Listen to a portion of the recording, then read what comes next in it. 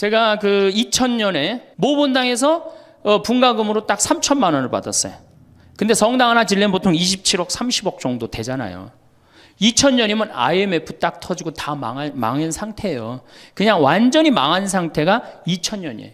본당에 가보니까 성당이 어떻게 되어 있느냐면 지붕은 천막이야. 파란 천막으로 되어 있는 거야.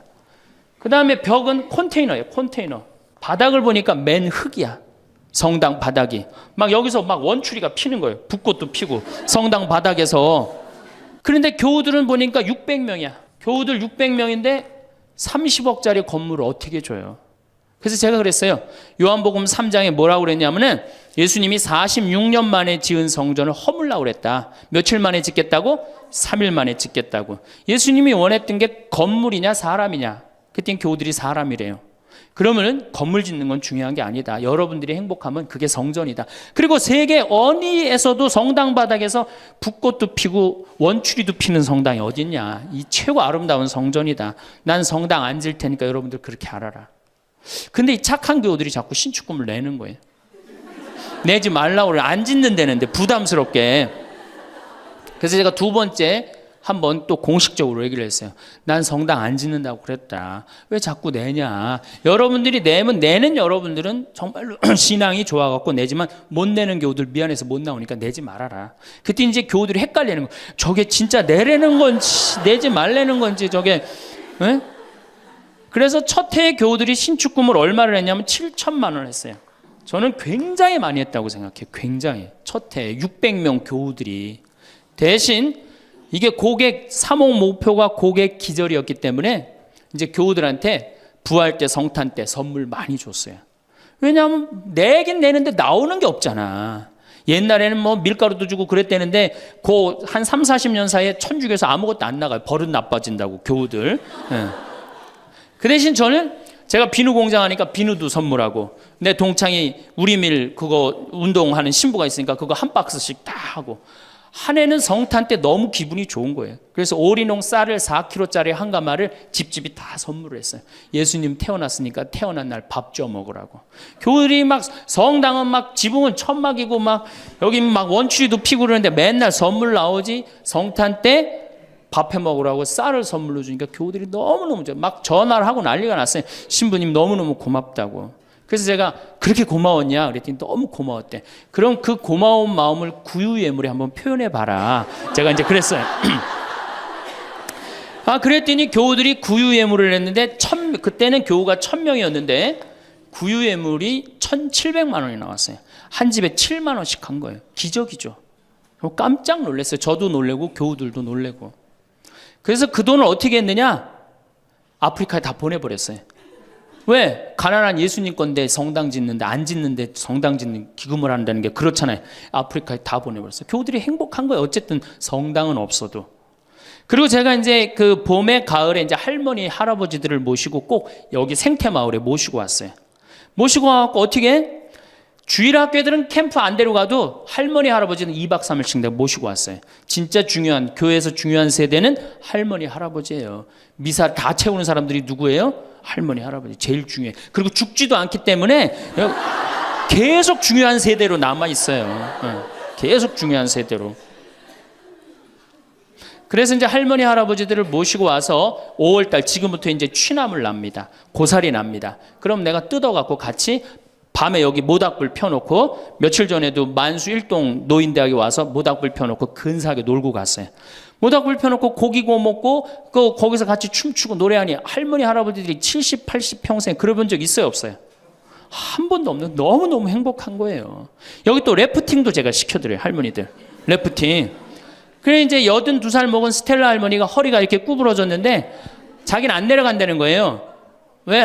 신부님 난 늙고 허리도 아프고 그래서 힘도 없고 그래서 난 못한다고. 할머니 배만 타면 배가 떠내려가는 거지 할머니 노짓는 것도 아니니까 그냥 가자. 그래갖고 이제 할머니 손을 잡고 저 래프팅장에 내려갔어요. 근데 이제 할머니 할아버지 한 100분 정도 계셨는데 이게 머리 하얀 할아버지 머리 하얀 할머니들을 노란 하이바 씌워놓고 노란 조끼 입혀놓으니까 늙었는지 젊었는지 구분도 안 돼. 얼마나 이쁜지 몰라요. 그러고 딱 배를 타고 내려가 보니 얼마나 좋아요. 배가 두둥실 떠내려가는 것처럼 마음도 어때요? 나이 먹었다고 여러분들 감정이요, 늙었다고 감정이 없는 게 아니에요. 늙으면 늙을수록 더 감정이 더 정말로 애틋합니다. 그러니까 할머니들 보니까 막 소양강 처녀 부르고 뭐 두만강 부르고 할아버지 배에 물 끼얹고 난리도 아니야.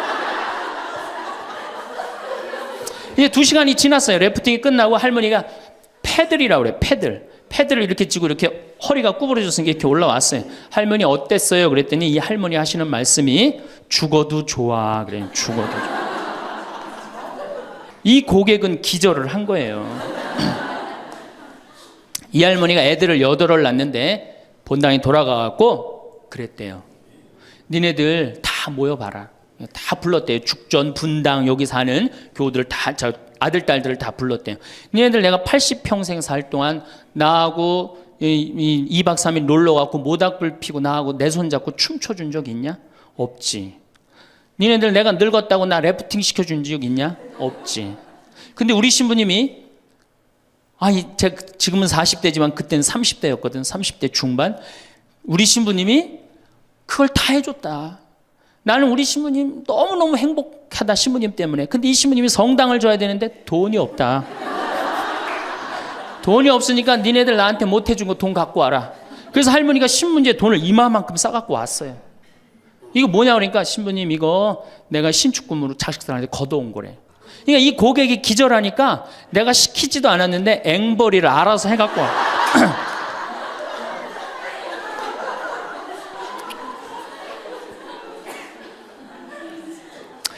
그래서 이제 교우들이 하도 성당을 짓자 난 안 짓는다 그러는데 짓자 그래서 3년 9월에 시작해갖고 4년 부활절에 성당을 다 줬어요. 9개월 만에 성당을 뚝딱 줬어요. 그리고 이제 봉헌식을 하는데 교우들이 그러는 거예요. 신부님 우리가 언제 이렇게 성당을 줬느냐고. 나도 모른다. 이렇게 기절한 상태에서 자기 주머니에 돈이 나오는지도 모르고 막 낸 거야. 깨보니까 성당이 젖은 거예요. 사실은 교우들이 행복하면 성당 짓는 거 어려운 일 아니에요. 우리 정신부님도 모현 성당 참 멋있고 깨끗하게 또 지셨는데 어떻게 또 동백으로 또 가고 참 불쌍한 신부예요. 사실은 하나만 지면 됐지. 여러분들 조금 기절한 상태에서 좀 도와주세요. 조금 기절한 상태에서. 이렇게 성당에 나오면 행복해야 되는데 우리 천주교는 행복하지 않아요. 성당에 나가면요 우리 컨셉은 우울이야. 우울. 개신교는 컨셉이 뭐예요? 기쁨이에요. 기쁨, 감사, 찬양, 영광, 경배, 알렐루야. 그렇죠? 아멘. 이렇단 말이야 개신교는. 근데 우리 천주교는 이게 서비스의 정신이 없기 때문에 우울로 돌아갈 수밖에 없어요. 그러니까 우리는 주로 뭐냐면은 봄 판공, 가을 판공, 십자가의 길, 참회의 절, 양심 성찰 이런 거란 말이야. 그냥 늘 우울해. 나는 우리 교우들 참 불쌍해요. 왜 불쌍하냐면은 일주일 내내 그냥 시어머니 때문에 속이 부글부글 끓었어. 남편 때문에 부글부글 끓었어. 일주일 내내 며느리 때문에 속이 부글부글 끓었어. 그래갖고 성당에 가서 이걸 좀 풀어야 되는데 성당 가면 어떻게 기를 죽이냐면 미사 시작 우리가 첫 전례가 뭐냐면 이 참회의 절이에요. 그래갖고 뭐라고 시키냐면 내 탓이오, 내 큰 탓이라고 그러니 이게 풀로 왔는데 이게 풀로 오는 게 다 다시 내 탓으로 다 내가 지고 다시 집에 가는 거야. 이게 미치는 거죠. 제가 한번 어느 성당에 환경 강의를 간 적이 있어요. 환경 강의를 갔는데 고해성사를 미사 전에 이제 주로 들어갔는데 고해성사 앞에 그 고해소 앞에 양심성찰 그 항목을 쭉 적어놨는데 거의 100가지를 적어놨더라고. 뭐 주일미사 빠진 거, 뭐 교무금 떼어먹은 거, 뭐 술집에 간 거 막 100가지 써놨어요. 보니까 내가 이렇게 들어가면서 야 저거 보고 있는 사람들 정말 우울하겠구나 그런 생각이 들었어요. 아니나 달라 한 형제가 딱 들어오더니 숨을 팍 쉬더니 신부님 내가 3년 만에 성당에 왔는데 저거 앞에 보니까 안 걸리는 게 없다. 그중에 특별히 6번, 27번, 65번이 걸린다는 거예요. 이놈 100가지 중에 그걸 내가 어떻게 알아. 6번이 무슨 죄인지. 그래서 내가 보석으로 2번, 6번, 8번 하라고 그랬어요.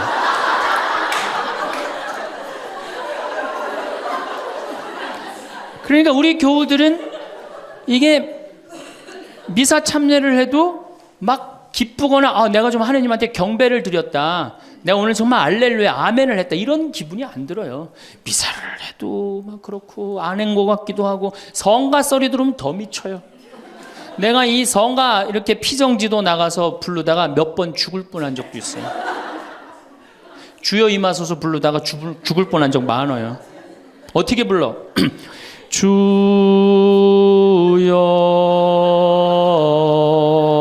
임하. 언제 숨 쉬어야 돼 이거? 이러니 죽는 거지. 이러니까 죽는 거지. 여러분들 개신교 이거 4분의 3박자로 불러요. 개신교. 주여 임하소서 내 마음에 암흑에 헤매는 한 마리 양을 태양과 같으신 사랑에. 얼마나 좋아. 근데 우리는 이거를 어떻게 부르냐면 청승을 떨면서 불러. 청승.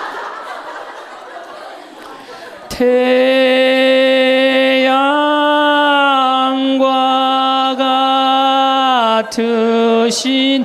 태양이 무슨 놈의 태양이, 그런 태양이 있어요. 그래서 성가함을 하면 힘들어. 막 기쁜 게 아니라. 그렇지 않아요? 난 대림절에 제일 부르기 싫은 노래가 구세주 빨리 오사요. 그 노래 미칩니다. 그게 빨리 오라는 거예요? 오지 말라는 거지.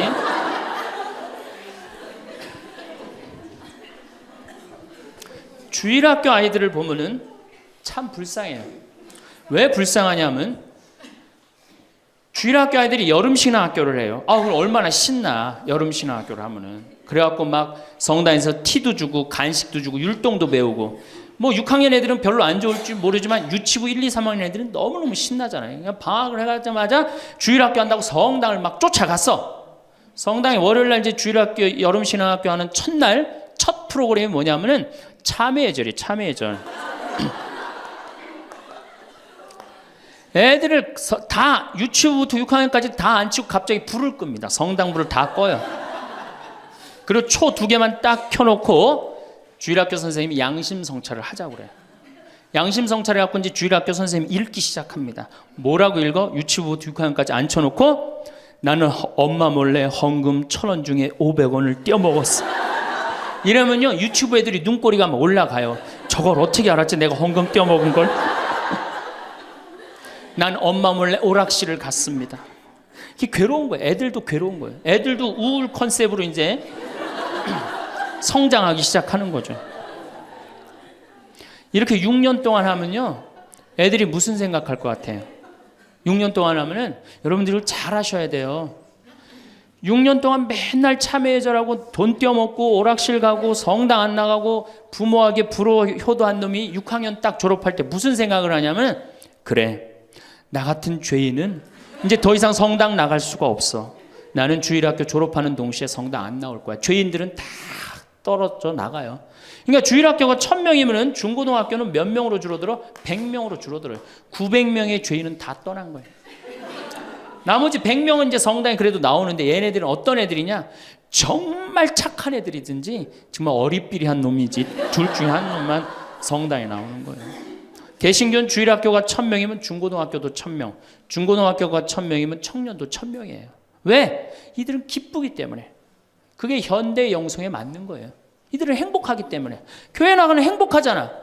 찬양도 하고 영광도 드리고. 근데 이놈 먹고 성당만 나가면 눈 감켜놓고 뭐 돈 떼어먹었느니 뭐 이러니 애들이 성당 나가고 싶어요.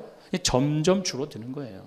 정말로 우리 애가 아이들한테, 이 주일학교 아이들이 끝까지 신앙생활을 잘 시키고 싶으면 기쁨의 신앙을 가르쳐야 돼요. 영광의 신앙, 감사의 신앙. 우리가 이게 우울의 극치를 보면은 성지순례 때 이제 우울의 극치야. 성지순례. 이거는 진짜 이제 고쳐야 되는 병 중에 병이에요. 성지순례 언제 갑니까? 5월에 가죠? 9월에 가죠? 여러분들 본당 신부님 정말로 훌륭한 본당 신부님 만나갖고 5월 오늘 2일이죠? 참 이 좋은 때, 얼마나 경치가 좋아요 여기. 좋죠? 이렇게 좋은 데 딱 들어와서 장미 만발하고 철쭉 쫙 펴있고 하늘은 파랗고 구름도 높고 얼마나 좋아. 가을에 코스모스 만발하고. 근데 이제 솔매로 성지순례를 간단 말이야. 근데 막 버스를 타려고 그러는데 내 마음에 맞는 자매가 내 같은 버스를 탔어. 그럼 막 손잡고 팔짝팔짝 뛰어. 그 다음에 허리에는 돈주머니도 차고 간식도 했단 말이야.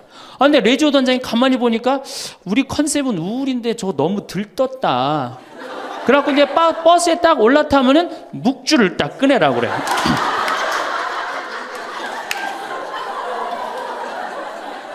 묵주를 꺼내라고 꼭 고통의 신비를 꼭 해요. 그리고 난 다음에 뭐 예수님 뭐 피땀 흘리심을 묵상합시다. 뭐 가시관 쓰심을 묵상합시다. 뭐 두들겨 맞으심을 묵상합시다. 십자가에 올라가심을 묵상합시다. 내려오심을 묵상합시다. 이걸 오단하고 나면요. 무슨 코스모스 만발하고 장미 뭐 피는 게 어디 있어요. 지금 신부님, 저 예수님이 지금 십자가 올라갔다 내려오고 막 피땀 흘리고 그랬는데 그런 관광버스 안이 찬물 끼얹어 놓은 것 같이 조용해져요. 그러면 내가 보기엔 그것만 해도 충분한데 또 김대원 신부님 생애를 누가 또 들고 나와서 읽기 시작을 합니다. 막 이런 얘기하면은 버스 안이 뭐 지금 뭐 관광버스를 탔는지 이게 관광버스가 아니에요. 장례차가 가는 거 장례차. 그래갖고 신부님이 1836년에 여러분들 신부님이 1836년에 떠나서요. 마카오에 1837년 6월에 도착하세요. 6개월 동안을 걸어서 간 거예요. 기가 막히죠? 그래갖고 45년에 조선에 돌아와 보니 세례를 받았나 성사를 받았나 교우들이 정말 신부님 생각해 기가 막히냐. 그땐 부제님이었는데. 그래갖고 빨리 신부님을 영입해야 되겠다. 그리고 이제 서해 바다에서 배를 요 12m 정도밖에 안 되는 배를 타고 그거를 상하이를 건너간다고 간 거예요. 어부들은 신부님이 하도 그 부제님이 하도 똑똑하고 그러니까 항해수를 아는 줄 알고 무조건 따라갔는데 항해수를 알긴 뭘 알아. 저쪽이 중국일 것이다. 가자. 그리고 간 거예요. 그러니 돛 떨어지고 닷 깨지고 20일 동안 표류를 합니다. 정말 죽을 둥 살 둥 해갖고 중국에 도착을 해요. 상해 가갖고 또 고초를 겪고. 그래서 이제 주교님을 만나갖고 서품을 받고 또 어떻게 또 중국에서는 또 어떻게 저쪽이 조선일 것이다. 그것도 주교님까지 모시고 가자. 그래갖고 갔어요. 갔는데 웬걸 딱 도착을 했는데 사람이 말을 하는데 이상한 말을 하는 거. 어디서 와서 꽝 이러는 거예요. 제주도로 간 거예요. 제주도로. 잘못 가갖고. 제주도에서 또 미사를 봉헌하시고 인천 아파트로 와서 사목을 하는데 잠을 잡니까? 뭐를 합니까? 그러다가 6월 달에 순이도에서 붙잡히세요. 붙잡혀갖고 한양으로 압송을 되는데 6월에서 9월이면 여름을 지나는 거 아니에요? 얼마 똑똑해. 세계 지도 그릴 줄 알지, 라틴어 할 줄 알지, 중국어 할 줄 알지. 이 급변하는 세상에서 나라를 위해서 일 좀 하려고 그러는데 우리 대장 예수님을 두고 내가 어디를 하느냐 이래갖고 그냥 당당하게 이렇게 견디시잖아요. 그래갖고 막 신부님 허벅지를 때려. 그래갖고 막 구데기가 끓고 그러죠. 그러다 9월 16일 날 신부님이 순교를 하셔요.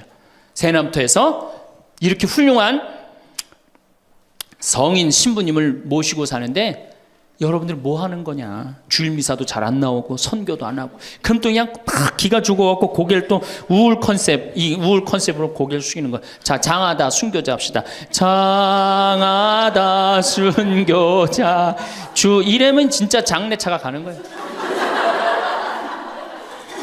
그래갖고 이제 성지에 도착을 하면은 시키지 않았는데도 십자가 얘기를 알아서 해요. 시키지 않았는데.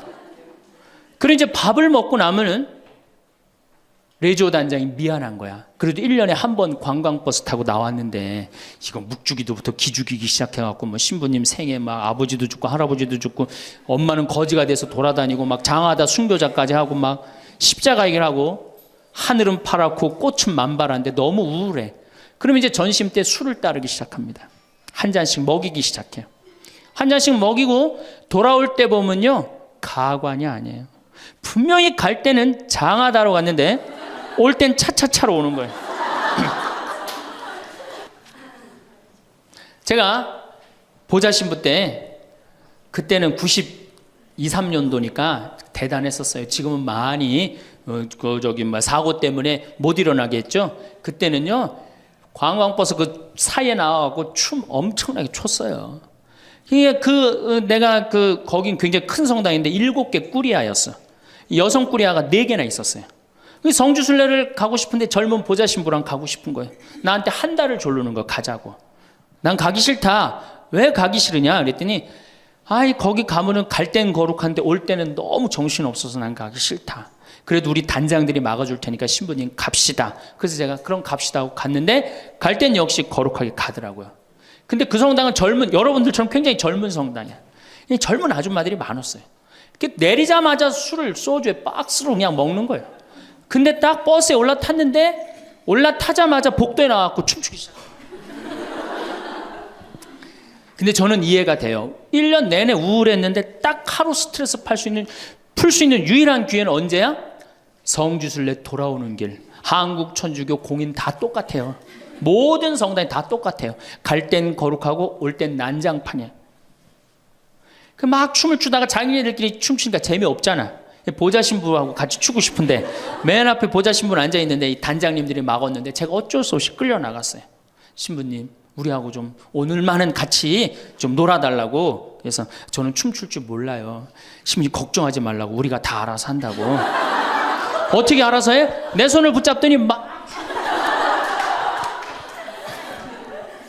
그래갖고 이제 한 5분 정도 쳐갖고 이제 예의를 갖췄겠다 싶어갖고 이제 좀 들어가겠습니다. 그랬더니 이 자매님들이 힘이 얼마나 좋은지 내 양복 뒷덜미를 딱 잡더니 가긴 어딜 가느냐고. 오늘만은 안 된다고. 우리하고 오늘만은 신부님 우리하고 함께 놀아줘야 된다고. 그럼 막 추는 거예요. 뒤에 있는 아줌마들이 뭐라 그래? 야 니네들만 신부님 데리고 놀지 말고 뒤로 좀 보내 이러냐. 그러면 이제 이때부터는 이제 이 아줌마가 한번 품에 안고 추고 저 아줌마가 한번 품에 안고 추고 들어가지도 못하고 제발 나 좀 들여. 그때 뭐 보좌 신부니 지금이야 이제 막 인상 쓰고 승질 부리면 되지만 그때는 그게 됩니까? 막 보좌 신부 때 통제가 안 돼요. 그런데 성당 도착 2km 전에 기적이 일어납니다. 갑자기 누가 마이크를 붙잡더니 하늘에 계신 우리 아버지 이러면요 다 자기 자리로 뛰어들어가요. 알아서. 나는 하늘에 계신 우리 아버지가 그렇게 전능한지 그때 딱 알아봐요. 하늘에 계신 우리 아버지 굉장히 전능하세요.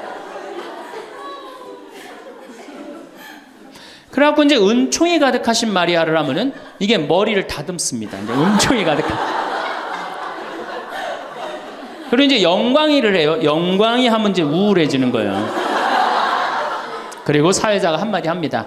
우리 이제 본당에 돌아가서 열심히 살자고. 그럼 다 우울하게 집에 가는 거예요. 왜 신앙생활하면서 왜 우울해야 되느냐? 왜 내가 하느님을 믿으면서 정말로 자랑스럽고 당당하고 행복하지 않느냐? 문제가 많습니다. 예수님은 굉장히 축제를 좋아하셨어요. 여러분들 예수님 태어날 때 어떻게 태어나셨어요? 태어날 때부터 범상치 않게 태어났죠? 어떻게 태어났어요? 쇼를 하면서 태어났잖아요. 우주 쇼를 하면서. 그리고 예수님은 항상 뭐라고 그러셨느냐면 하늘나라를 잔치에 비유하길 좋아하셨어요. 잔치 참 좋아하셨어요. 잔치. 좋아하셨잖아요, 잔치. 그리고 당신은 항상 어디에 비유하길 좋아하셨어요?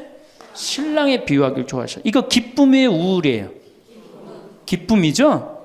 그리고 예수님 부활하고 난 다음에 제자들 막 물고기 다 잡았을 때 어떻게 해줬어? 물고기 바베큐로 준비를 해줘갖고 와서 먹어라. 먹는 거 굉장히 중요하게 여기신 분이에요. 예수님 먹는 거. 예수님 뭐 바리사이나 사두가이가 예수님 보고 욕할 때 뭐라 그래? 저 사람 맨날 먹고 마신다. 맨날 먹고 마신다. 예수님은 먹고 마시는 거 무지 좋아해요. 그래서 첫 기적을 뭘로 하셔요? 가나의 혼인잔치로 하는데 뭘로 만들어? 술을 많게 하는 기적을 하잖아요. 그러니까 술로 당신의 구원 사업을 시작하신 분이에요. 예수님은 술로 시작해서 술로 끝내십니다. 어떻게? 최후의 만찬 때 술 3잔 마시고 성찬전례 제정하신 거예요. 그럼 얼마나 우리의 인간의 삶을 축복하셨어요. 그런데 2000년 동안 그리고 예수님 뭐라 그랬어요? 행복. 구약 시대는요 전부 하지 말아요. 뭐 하지 마라, 뭐 달린 짐승 먹지 말아라, 뭐 하지 말아라, 뭐 하지 말아라, 주일 안식일날 뭐 하지 말아라, 맨 하지 말아잖아.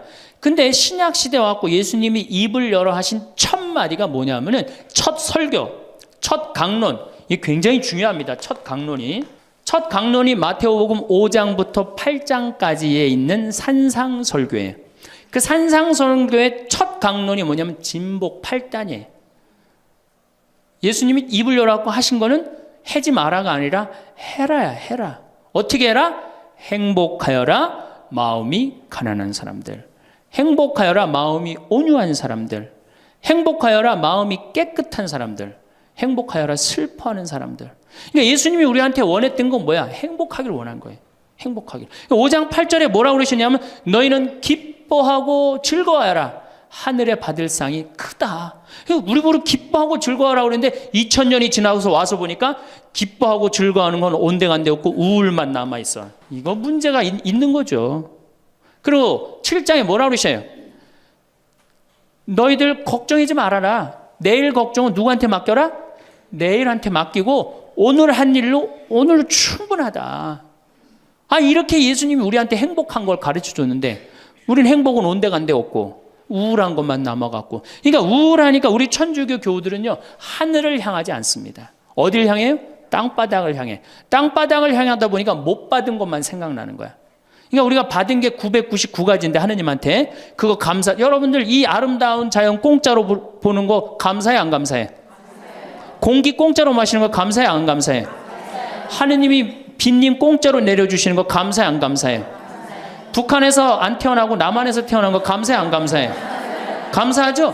감사할 게 얼마나 많아. 이 하늘을 봐야지 감사한데 우린 우울하니까 땅바닥만 보는 거야. 그러니까 못 받은 것만 생각나는 거예요. 못 받은 거 더 달라고 하느님 부담스럽게 묵주기도 9일기도 54일기도 해가면서 계속 달라고 그러고. 그냥 우울한 컨셉은 이렇게 영성이 따라갈 수밖에 없어요. 이제 여러분들 감사하십시오. 데살로니가 전서 5장 16절에 뭐라 그래? 항상 감사하시오. 항상 기도하시오. 항상 기뻐하시오. 이것이 우리 주 예수 그리스도를 통하여 드러내신 하느님 아버지의 뜻입니다. 그랬어요. 그러니까 여러분들 정말로 내가 하느님을 믿는다. 내가 천주교 신앙생활을 한다. 그러면은 그거는 굉장히 당당한 거고 감사한 거고 영광스러운 거예요. 근데 우리 자꾸 젖어들어요. 오그라들어.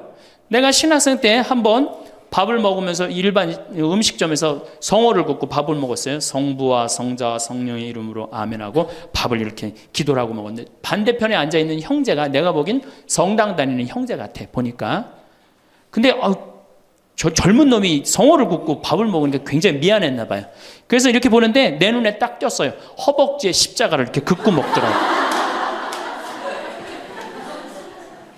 우리 신앙이 자꾸 이렇게 오그라드는 거예요. 우리가 하느님께 받은 은혜가 너무 많으면은 하느님께 영광 드리고 그 받은 은혜에 대해서 다른 사람한테 자랑하는데 우리는 그런 영성이 없어요. 못 받은 것만 생각나고. 그러니까 이 감사기도, 찬양기도, 영광기도 드리는 것보다는 간구기도가 훨씬 많아요. 우리가 간구기도를 하다 보면 자꾸 하느님을 의심하게 됩니다. 여러분들 신앙은요 감사드리고 찬양 드리다 보면 하느님과 거의 하나가 되는데요 자꾸 간구기도를 바치면 자꾸 하느님과 갭이 생겨요. 점점 멀어지는 거예요. 그러니까 여러분들이 청원기도를 많이 하면 할수록 어때요? 하느님과 멀어지는 거예요. 예수님이 뭐라 그랬어요? 너희들 굳이 이 말 저 말 하지 말아라. 하느님 아버지가 다 알아서 해줄 거다. 그 좋은 말씀을 우리가 다 듣고도 우리는 신앙의 본질을 자꾸 어긋나고 있는 거예요. 그래서 여러분들 이제 우울을 내다 버리십시오. 자, 이 현대교회의 물론 모든 우리 교회의 화두는 뭐냐? 선교예요. 선교. 그렇죠? 하늘나라를 선포하고 선교하는 거예요. 그런데 교황님 때 막 10% 막 선교가 됐는데 지금은 2%로 떨어지더니 이제는 거의 1%대로 선교가 떨어졌어요. 선교가 안 돼요. 성당에 안 나와요. 요즘 누가 성당에 나와요? 더욱이 이 1%대로 떨어진 상태에서 천주교 교우가 500만이라고 그랬는데 미사 참여는 125만 밖에 참여를 안 해요. 그러니까 4분의 1이 성당에 안 나오는 거예요. 여러분들 우리 집안 식구가 4식구야. 4식구인데 주일날 같이 밥을 먹기로 했는데 한 명만 맨날 와서 밥을 먹어. 그 집 망한 집이에요? 안 망한 집이에요? 망한 집에 우리 천주교가 지금 신부들이 숫자가 없어갖고 교우들 많이 오는 게 그래도 잘 된다고 생각하지만 통계적으로 보면 망한 거예요. 그러면 왜 우리 이 교우들이 아니면은 사람들이 성당을 찾지 않느냐? 이거는 2만 달러가 넘어선 시대에는 이게 서비스를 원합니다. 대접받기를 원해. 2만 달러가. 이게 우리가 뭐 1,000달러, 2,000달러 땐 성당에서 신부님 막 혼내고 소리 질러도 어떻게 해요? 다 참고 살았어요. 왜? 내가 지질이 못 살고 있는데 성당 가서 욕 좀 먹는다고 어때? 근데 지금은 내가 그랜저를 타고 다니고 아파트 지금 동백지구 그 좋은 데에 거기 아파트를 내가 지금 살고 있는데 성당 가서 신부가 막 욕하고 소리 지른다고 거기 참고 나올 것 같아요? 안 나갑니다. 바로 옆 성당 운전하고 가요. 옛날엔 죽고 나서는 어딜 들어갔어? 거길 간 거예요. 근데 이제는 시대가 틀려졌어요. 여러분들은 사실은 하늘나라를 사신 고객이야. 예수님이 이 세상에 오셔서 뭐 팔고 가셨어요? 하늘나라 팔고 가셨어요. 로리베리 존슨이라고 최고 경영자 CEO라는 책을 쓴 미국의 경영 컨설턴트가 쓴 책인데 예수님은 하늘나라를 팔고 가셨다는 거예요. 저도 맞는 것 같아요. 여러분들은 하늘나라를 사신 고객이야, 고객. 근데 고객 경영의 가장 기본은 뭐야? 그렇지. 여러분들 만족하세요? 성당 나와서? 성당 본당 신부님 모시고 왔다고 또 괜히 또 이상한 소리 하지 마시고 솔직히 말씀하세요. 사실 성당 나와서 만족하는 교우들 거의 없어요. 내가 뭐 지금 한 수백 성당 강의를 다녀봤는데 만족하지 않아요. 구조 자체가 만족을 못하게 돼 있어요. 본당 신부님의 문제가 아니라. 이제 고객 경영의 다음은 고객 감동이야. 성당 나와서 감동 받아요? 더 못 받지. 감동 무슨 감동이야. 이제는 고객 기절의 시대야. 성당 나와서 기절해요? 기절하기 쉽지 않습니다. 그런데 여러분들 모 핸드폰 회사에서 10년 전에 처음에 핸드폰을 내놓을 때 선전 하나가 저는 생각이 나요. 어떤 여성이 핸드폰을 이렇게 목에 걸고 막 자기 이 핸드폰에서 36화음이 막 나오는 거야. 너무너무 좋아. 그래갖고 앞에 전보산대를 못 봐요. 전보산대 못 받고 전보산대에 부닥쳐서 기절을 합니다. 그 컨셉이 뭐냐 하면은 우리 핸드폰 쓰면 기절시켜 주겠다. 그거거든. 그래갖고 단일 품목으로 1위에 올라섰어요. 그러니까 이게 고객을 기절시켜 줘야지 고객이 그 물건을 쓴단 말이야. 성당에도 어떻게 해야 돼? 기절해야지 성당에 많이 나오는 거예요. 근데 우리 수원교구, 내가 수원교구 신부지만은 수원교구 사실 만족, 감동, 기절할 일이 없어요. 서울에서 막 인구가 막 밀려갖고 툭하면 본당 분가야. 그래갖고 내가 성당을 정말로 열심히 줬어. 상하성당을 열심히 줬어. 아니 사실 신갈성당부터 시작해줘. 신갈성당을 열심히 줬어. 그래갖고 열심히 져갖고 이제 근데 열심히 신앙생활을 해야 되겠다. 그런데 갑자기 어느 날 본당 신부가 본당 분가. 근데 재수없이 신갈성당에 속해서 사는 게 아니라 내가 살고 있는 데가 상하구역이야. 그럼 어떻게 돼요? 또 내야 돼. 그래갖고 또 한 5년 열심히 줬어. 근데 열심히 줬는데 내가 또 이사를 갔는데 돈 모았고 이사를 갔는데 그 와중에 동백으로 갔는데 거기서 또 성당을 또 짓는다고 신축금을 내라 그래. 고객 기절이 아니라 고객 짜증이에요. 여러분들 돈 있는 교우들은 그나마 열심한 교우들은 냅니다. 근데 돈 없는 교우들은 한 번 못 내고 두 번 못 내면 다음에 어때요? 나중에 나오지 뭐. 나중에 돈 생기면 그다음에 내가 나오지. 그리고 떠나요. 그게 10%예요. 한 번 질 때마다 떠나는 인원이 10%예요. 그러니까 개신교는 한 번 지면은 어때요? 또 신축금 냅니까? 안 냅니까? 안 내요. 죽을 때까지 내가 여기 다니면 되는 거예요. 근데 우리 천주교는 내가 그냥 이사 가는 데마다 그냥 성당 짓는데 골라서 가는 교우들도 있어. 그러니까 한 교우가 5 성당 짓는 교우들도 많아요. 그래서 저한테 그러는 교우들 많아요. 신부님 제가 앉은 자리에서 5개 줬습니다. 참 이게 참 어려운 일이죠. 5개 성당 지금 평생 신축금만 냈다는 거예요. 정말 우리 교우들을 우리 이 성당에서 정말로 고객 대접을 하느냐. 우선 용어부터가 기분 나빠요. 용어가 신자야, 신자. 믿을 신의 놈자자 써요. 믿는 놈들이다. 이거 믿는 놈들이다. 천주교 공식 기도문이 뭐냐면 신자들이 바치는 빵과 포도주를 받아달라고 그래요. 신자들이. 그러니까 믿는 놈들이 바치는 빵과 포도주를 받아다. 그래도 여러분들 좋다고 열심히 미사 참여 하는 거 보면 신기해. 천주교 교우들. 개신교는 성도예요. 성도. 여러분들 거룩한 물이야. 벌써 믿는 놈들 여러분하고 성도 여러분하고 기분이 어때요? 성도가 훨씬 기분 좋을 거 아니에요. 그렇죠? 불교는 불자야. 부처님의 아들 자자를 씁니다. 부처님의 아드님들. 그러니까 불자님 이게 가능합니다. 그렇죠? 성도님, 거룩한 무리 여러분님 가능하죠? 신자님 가능해요? 믿는 놈들한테 무슨 놈자를 님자를 붙여요. 그러니까 이 불자님들은 감동을 받는 거예요. 절에 가면 스님이 얼마나 잘해줘요.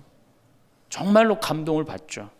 그러니까 이 불자들은 시주를 하면은 100만 원에서 1000만 원 정도 합니다. 한 번 하면. 정말 이렇게 해요. 시주 한 번 하면. 보통 뭐 영산제 49제 같은 거 지낼 때요. 1000만 원, 2000만 원 다 해요. 성도님들은 10,000원에서 한 10만 원 정도 합니다. 헌금을 하면. 믿는 놈들은 1,000원만 하면 되는 거예요. 그러니까 우리 교우들 헌금 안 낸다고 욕하고 혼낼 거 하나도 없다. 교우들을 헌금을 많이 내게 하려면 어떻게 하면 된다? 기절시켜주면 된다. 기절. 고객 감동을 시켜주면 된다는 얘기예요. 그 예수님의 그 경영 기법의 기본은 서비스예요. 사실은 서비스. 이게 굉장히 중요합니다. 예수님은 이 세상에 오셔서 유행어가 있으셨어요. 입만 열면 하시는 말씀이 사랑해라가 아니었어요. 입만 열면 하신 말씀이 뭐냐면은 섬겨라야, 섬겨라. 너희 사이에 높은 사람이 되고자 하는 사람은 남을 섬기는 사람이 되어야 하고 으뜸이 되고자 하는 사람은 종이 되어야 한다. 사실은 사람의 아들도 섬김을 받으러 온 것이 아니라 섬기러 왔고 많은 사람을 위하여 목숨을 바쳐 몸값을 치르러 온 것이다. 마태복음 20장에 나오는 얘기예요. 사람의 아들도 뭐하러 왔어? 서비스하러 왔다는 얘기예요. 섬기러 왔다는 얘기예요. 23장에 보면 너희 중에 으뜸 가는 사람은 너희를 섬기는 사람이 되어야 한다. 누구든지 자기를 높이는 사람은 낮아지고 자기를 낮추는 사람은 높아진다. 마르코 복음에도 예수님이 너희 중에 으뜸이 되고자 하는 사람은 섬기는 사람이 되어야 한다. 그러니까 예수님은 이 세상에 오셔서 봉사 받으러 오신 게 아니라 뭐하러 오셨어요? 봉사로 오신 거예요. 섬기러 오셨어요. 예수님은 분명히 섬기러 왔는데 지금 현대교회를 보면은 거꾸로 돼 있어요. 교우들이 수녀님과 신부님을 섬기고 신부들이 주교님을 섬기고 위에선 통치하고. 이게 경쟁력이 있을 것 같아요? 경쟁력 없습니다. 경쟁력, 시대가 어떤 시대인데 지금 거꾸로 가고 있어요. 대통령도 지금 국민들을 섬기느니 많이 했는데 우리 가톨릭처럼 이렇게 철저하게 이게 아래로 그냥 내리꽂는 데는 없어요. 그러니까 경쟁력이 있을 수가 없어요. 예수님은 아무리 당신이 이렇게 말을 해도 못 알아들을 것 같으니까 마지막 날에 어떻게 해요? 스스로 겉옷을 걷어붙이고 제자들의 발을 닦아줍니다. 이스라엘에서 제자들을 그 사막에서 먼지 있는데 발을 닦아준다는 건 종이 할 수 있는 최고의 그 아래의 섬김의 모습을 보여준 거예요. 내가 너희들의 발을 닦았듯이 너희도 어떻게 해라? 서로 섬겨라. 그러니까 이 섬기는 거는 21세기의 문제가 아니고 우리 교회의 본질이에요. 본질. 그러면은 여기 구역장님들이시죠? 반장님들이시죠? 오늘 오신 분들, 여러분들이 사실은 본당에서 누굴 섬겨야 돼? 교우들을. 신부님을 뭐하러 섬겨? 교우를 섬기라니까. 내 구역 식구, 반 식구를 얼마나 섬기느냐에 따라서 그 교회 공동체가 잘 되느냐, 잘 되지 않느냐가 결정되는 거예요. 제가 이렇게 환경센터, 수원에 우리 환경센터 있죠? 거기 직원 하나가 아니 내가 자기 그 월급을 주는 신부인데도 하루는 와갖고 나한테 얼굴이 하얘져갖고 나는 세상에 이렇게 훌륭한 신부님을 처음 봤대. 무슨 얘기냐? 자기가 이 어느 서둔동 성당에 다니는데 그때 내 동창 신부가 있었어요. 한 10년 전 얘기예요.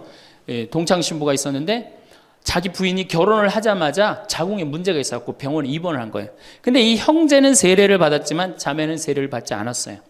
그런데 그 구역에서 가만히 이렇게 가정 방문을 이렇게 구역장님들이 사정을 제일 잘하는 사람이 누구예요?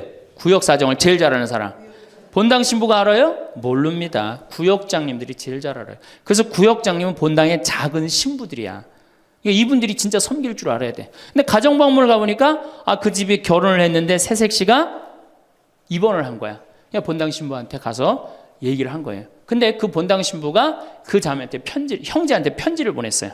형제님, 결혼하자마자 자매님이 이렇게 아파갖고 얼마나 걱정이 많으냐. 내가 우리 구역장님 통해서 병원에, 빈센트 병원에 입원해 있었으니까 병원에 방문을 시켜주고 집안도 좀 이렇게 좀 돌볼 수 있도록 하겠다. 그러니까 너무 걱정하지 말아라. 우리 교회 공동체가 자매님 건강 회복을 위해서 기도하겠다. 이 편지를 우리 직원 베드로라는 이 직원한테 보낸 거예요. 아니 안 그래도 마누라도 아프고 막 결혼을 막 했는데 마음이 막 울적한데 그것도 본당 신부님이 편지를 보내갖고 위로를 해주니 이 고객이 감동 받겠어 안 받겠어요? 감동 받을 수밖에 없어. 그래갖고 자기는 내 앞에서도 나는 우리 그 최 신부님을 제일 존경한다는 거예요. 이렇게 훌륭한 신부님이 어디 있냐는 거야. 이렇게 감동받고 아니나 달러 구역에서 병원에 가갖고 그 자매한테 기도도 해주고 또 집안 청소도 해주고. 그러니까 이 자매가 태어나자마자 뭐 했어요? 바로 입교했어요. 뭐 했어요? 바로 세례 받았어요. 이 자매가 세례를 받으니까 자기 친정 식구들 어떻게 돼? 당연히 따라서 세례를 받았어요. 우리가 길거리 뛰들고 나가갖고 잃은 양 찾기, 헌 양 찾기, 새 양 찾기 할 일이 아니에요. 진짜 선교 잘하려면 어떻게 하면 돼요? 감동시켜주면 돼요. 기절시켜주면은 알아서 옵니다. 근데 기절시켜줄 생각은 안 하고 어디서 뛰들르고 그냥 헌 양 찾고 새 양 찾고 그거 교우들 피곤해 안 피곤해? 솔직히 피곤해죠? 이게 전국으로 나가는 거니까 확실하게 얘기하세요. 우리 천주교 교우들 부부싸움하고 어디 갈 데 있어요? 없죠? 여러분들 부부싸움 하면은 우리 정현석 신부님이 저기 재워줘요? 정영철 신부님 재워주세요? 사제관에 가면 재워줘요? 잤다가는 신부님도 쫓겨나고 여러분들도 쫓겨나요. 천주교는 어디 가서 잘 데가 없어요. 잘 데가. 그러니까 성당은 많이 저놀지 모르지만 교우들이 가서 쉴 데는 없단 말이에요. 영적으로 지친 교우들이. 근데 개신교는 여러분들 지금 버스 타고 여기 이 동백에서 여기까지 지금 오셨는데 여러분들은 못 느꼈지만 저는 그 길을 잘 알아요. 개신교 기도원이 10개가 넘게 여러분들 지나왔어요. 10개는 넘게. 그러니까 막 속상하고 싸우고 그러면 보따리 싸두고 어디 가요? 기도원 가면은 거기서 아버지 막 소리 지르고 막 이러면은 3일 정도 하면은 속 풀리잖아요. 그럼 또 돌아갈 수 있는 거 아니에요. 그거 얼마나 좋아요. 불교는 뭐가 있어요? 절에 가면 암자에서 다 재워줍니다. 제가 88년에 희방사라는 데를 갔었어요. 소백산을 갔는데 희방사에 갔는데 수녀님들하고 같이 갔었어요. 수녀님들하고 같이 여관을 갈 수가 있나? 그래서 희방사에 절에 들어가갖고 스님한테 그랬어요. 나는 신학생이고 우리 수녀님들인데 내일 새벽에 산에 올라가야 되는데 딱히 잘 데가 없다. 재워줬으면 좋겠다. 근데 스님이요 지금도 기억이 남아요. 두말 않고 방 2개를 수녀님 방, 내 방 이렇게 딱 내주시는 거예요. 주무시고 가시라고. 근데 우리 천주교 어디 가서 좀 재워달라고 그러면 재워줄 데 있어요? 교구청 가면 재워줍니까? 하루 저 어디 가서 잘 데가 없는데 여기 좀 재워주면 안 되겠습니까? 재워줘요? 우리는 우리도 모르게 벽을 하늘같이 쌓고 살고 있어요. 천주교에 들어오기가 제일 어려운 거예요. 돌다 맨 마지막에 오는 데가 어디야? 천주교야. 우리가 그만큼 높은 벽을 쌓아놓고 무슨 고객 만족 예수님이 섬기라고 그러는데 섬기긴 뭘 섬겨요? 왜 우리는 이렇게 쉽게 지치고 불안해질까요? 하지만 여기 희망이 있습니다. 생각을 바꾸면 하루가 바뀝니다. 똑같은 하루를 살아도 어떤 생각을 하느냐에 따라 전혀 다른 하루가 됩니다. 비가 오는 날을 우울하다고 볼 수도 있고 시원하다고 볼 수도 있습니다. 누군가와의 만남이 취소되면 섭섭하다고 느낄 수도 있고 혼자만의 시간을 얻었다고 생각할 수도 있습니다. 건강이 예전 같지 않으면 슬플 수도 있지만 그래도 여기까지 잘 버텨줬다고 고마워할 수도 있습니다. 이것이 바로 긍정의 힘입니다. 긍정은 낙관이 아닙니다. 긍정은 현실을 부정하는 것도 아닙니다. 아픈 걸 안 아프다고 우기는 게 긍정이 아닙니다. 힘든 걸 안 힘들다고 속이는 게 긍정이 아닙니다. 그건 거짓, 위안이고 그런 긍정은 오래가지 못합니다. 곧 현실의 벽에 부딪히고 더 큰 좌절을 맛보게 됩니다. 진짜 긍정은 선택입니다. 같은 상황에서도 바라보는 방향을 바꾸는 힘입니다. 무언가를 잃었으면 상실감에 빠질 수도 있지만 그만큼 소중한 것이 있었다는 증거라고 받아들일 수도 있습니다. 관계가 멀어지면 외로울 수도 있지만 새로운 시작의 기회라고 볼 수도 있습니다. 계획이 틀어지면 답답할 수도 있지만 예상치 못한 좋은 일이 생길 여지라고 생각할 수도 있습니다. 이건 긍정적인 척하는 게 아닙니다. 진심으로 다른 면을 보려는 노력입니다. 모든 동전에는 양면이 있습니다. 모든 상황에는 여러 각도가 있습니다. 우리는 지금까지 주로 어두운 면을 봐왔습니다. 이제는 의식적으로 밝은 면을 찾아볼 차례입니다. 처음에는 어색하고 억지스러울 수 있습니다. 하지만 계속 연습하다 보면 자연스러워집니다. 마치 새로운 길을 익히듯이 처음엔 낯설지만 자꾸 가다 보면 익숙해지는 겁니다. 긍정은 거창한 게 아닙니다. 삶을 완전히 바꾸는 마법이 아닙니다. 그저 하루를 조금 더 견딜 만하게 만드는 작은 도구입니다. 마음의 보호막입니다. 생각의 방향을 조금만 틀어도 기분이 달라집니다. 기분이 달라지면 행동이 달라집니다. 행동이 달라지면 결국 삶이 달라집니다. 이 작은 변화들이 모여서 큰 변화를 만듭니다. 거대한 나무도 작은 씨앗에서 시작되듯이 작은 긍정적 생각이 삶 전체를 바꿀 수 있습니다. 그렇다면 어떻게 시작할까요? 먼저 하루에 한 번 고마운 것을 떠올려 보세요. 거창한 게 아니어도 됩니다. 오늘 날씨가 좋았다. 밥이 맛있었다. 통증이 덜했다. 좋아하는 음악을 들었다. 따뜻한 물로 씻을 수 있었다. 편안한 침대에서 잤다. 이런 작은 것들로 충분합니다. 고마움을 느끼는 순간 마음이 조금 부드러워집니다. 불평과 감사는 같은 마음에 함께 있을 수 없습니다. 감사를 선택하면 불평이 물러납니다. 이건 신기한 일입니다. 감사하는 마음이 생기면 화가 가라앉고 불안이 줄어들고 평화가 찾아옵니다. 감사할 게 없다고 생각할 수도 있습니다. 하지만 정말 그럴까요? 지금 숨을 쉬고 있지 않나요? 따뜻한 물로 씻을 수 있지 않나요? 편안한 곳에서 잠을 잘 수 있지 않나요? 맛있는 음식을 먹을 수 있지 않나요? 햇살을 느낄 수 있지 않나요? 이런 것들이 당연해 보이지만 사실 당연한 게 아닙니다. 많은 사람들이 이런 기본적인 것조차 누리지 못합니다. 우리는 너무 많은 걸 당연하게 여기며 살아갑니다.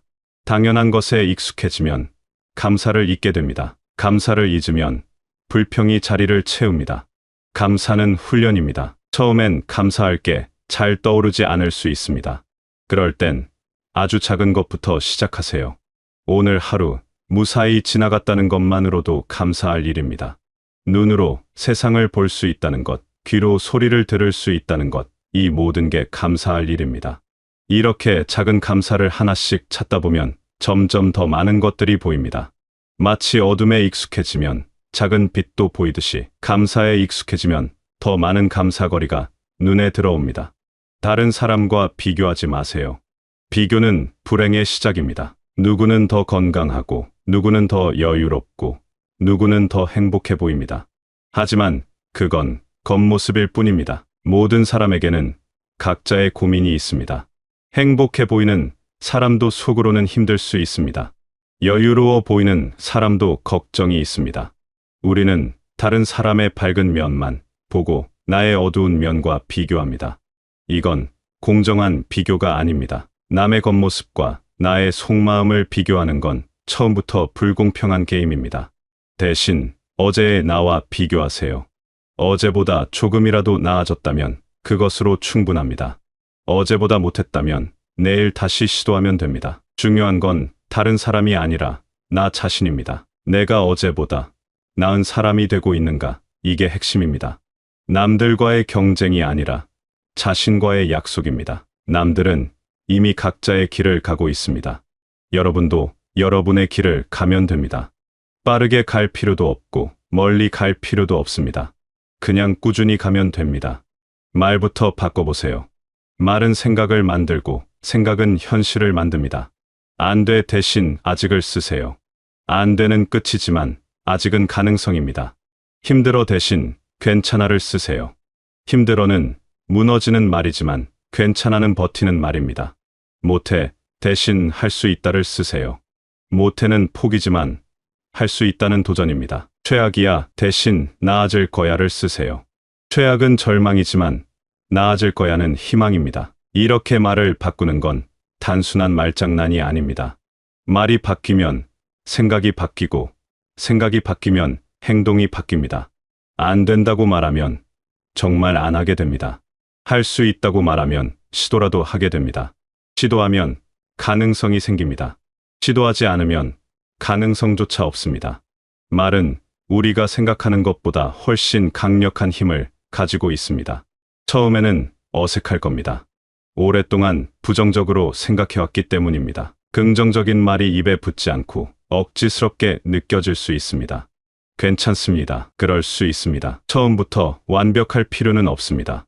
조금씩 천천히 연습하면 됩니다. 새로운 습관은 시간이 걸립니다. 한 번에 바뀌지 않습니다. 실패해도 괜찮습니다. 다시 시작하면 됩니다. 넘어지는 게 문제가 아니라 일어나지 않는 게 문제입니다. 긍정적인 사람이 되려고 애쓸 필요도 없습니다. 긍정은 성격이 아니라 연습입니다. 타고나는 게 아니라 만들어가는 겁니다. 매일 조금씩 의식적으로 선택하다 보면 어느새 자연스러워집니다. 부정적인 생각이 올라올 때 알아차리고 멈추고 다른 생각을 선택하는 겁니다. 이게 핵심입니다. 생각을 통제하는 게 아니라 선택하는 겁니다. 생각은 자동으로 올라오지만 어떤 생각을 붙잡고 키울지는 우리가 선택할 수 있습니다. 물론 힘들 때도 있을 겁니다. 긍정적으로 생각하고 싶어도 도저히 그럴 수 없는 날들이 있습니다. 그럴 땐 억지로 웃을 필요 없습니다. 슬프면 슬픈 대로, 힘들면 힘든 대로 느껴도 됩니다. 감정을 억누르는 것도 건강하지 않으니까요. 다만 그 감정에 완전히 삼켜지지 않도록 조심하세요. 슬픔을 느끼되 슬픔이 되지는 마세요. 화를 느끼되 화가 되지는 마세요. 감정을 관찰하되 그 안에 갇히지 마세요. 감정은 파도와 같습니다. 올라왔다가 내려갑니다. 영원히 머무르지 않습니다. 긍정은 쉬운 길이 아닙니다. 오히려 더 용기가 필요한 길입니다. 부정적으로 생각하는 게 안전하게 느껴지기 때문입니다. 기대하지 않으면 실망하지 않습니다. 시도하지 않으면 실패하지 않습니다. 하지만 그렇게 살면 성공도 없고 기쁨도 없고 의미도 없습니다. 긍정은 다시 삶에 참여하는 용기입니다. 상처받을 위험을 감수하고 마음을 여는 용기입니다. 그 용기가 우리를 살아있게 만듭니다. 긍정은 인생을 바꾸는 마법이 아닙니다. 긍정은 인생을 덜 아프게 하는 힘입니다. 기적을 만드는 게 아니라 상처를 조금 덜 받게 하는 보호막입니다. 삶을 완벽하게 만들지는 못하지만 삶을 견딜 만하게 만듭니다. 그것만으로도 충분히 가치 있습니다. 우리에게 필요한 건 완벽한 삶이 아니라 견딜 만한 삶입니다. 행복한 삶이 아니라 의미 있는 삶입니다. 여러분은 이미 많은 것을 이겨냈습니다. 수많은 어려움을 통과해 왔습니다. 그 힘이 아직 여러분 안에 있습니다. 지금 힘들다고 해서 그 힘이 사라진 게 아닙니다. 잠시 보이지 않을 뿐입니다. 긍정은 그 힘을 다시 찾아주는 열쇠입니다. 여러분 안에 있던 힘을 다시 깨우는 방법입니다. 그 힘은 사라지지 않았습니다. 단지 먼지에 덮여 있을 뿐입니다. 긍정으로 그 먼지를 털어내세요. 오늘부터 시작하세요. 아주 작은 것부터요. 아침에 눈을 뜨면 오늘도 하루를 맞이할 수 있음에 감사하세요. 밥을 먹으면 맛을 느낄 수 있음에 감사하세요. 누군가와 이야기를 나누면 함께할 사람이 있음에 감사하세요. 창밖의 나무를 보면 자연이 주는 아름다움에 감사하세요. 이렇게 작은 감사들이 모이면 삶의 무게가 조금씩 가벼워집니다. 하루에 하나씩이면 충분합니다. 욕심내지 마세요. 작은 것이 모여 큰 것이 됩니다. 긍정은 삶을 버티게 해주는 작은 등불입니다. 어둠을 완전히 밝히지는 못하지만 발걸음을 내딛기에는 충분한 빛입니다. 그 빛을 따라 한 걸음씩 나아가다 보면 어느새 조금 더 밝은 곳에 서 있을 겁니다. 길이 보이지 않아도 괜찮습니다. 한 걸음만 보이면 됩니다. 그 한 걸음을 내딛으면 다음 한 걸음이 보입니다. 그렇게 한 걸음씩 가다 보면 어느새 멀리 와 있습니다. 긍정은 거창한 목표가 아닙니다. 매일매일의 작은 선택입니다. 오늘 하루 감사한 일 하나를 찾는 것, 부정적인 말 대신 긍정적인 말을 하는 것, 남과 비교하지 않고 어제의 나와 비교하는 것. 이런 작은 선택들이 모여서 삶을 바꿉니다. 한 번의 큰 선택보다 매일의 작은 선택이 더 중요합니다. 여러분의 마음이 조금이라도 가벼워지길 바랍니다. 오늘 하루가 어제보다 조금 덜 아프길 바랍니다. 그리고 내일은 오늘보다 조금 더 견딜 만하길 바랍니다. 긍정은 여러분을 포기하지 않습니다. 그러니 여러분도 여러분을 포기하지 마세요. 충분히 잘하고 계십니다. 지금까지 버텨온 것만으로도 대단한 일입니다. 완벽하지 않아도 괜찮습니다. 느리게 가도 괜찮습니다. 때로 주저앉아도 괜찮습니다. 다시 일어나면 됩니다. 여러분은 생각보다 강한 사람입니다. 여러분은 생각보다 소중한 사람입니다. 그걸 잊지 마세요. 앞으로도 조금씩 천천히 하지만 분명하게 나아가시길 바라겠습니다.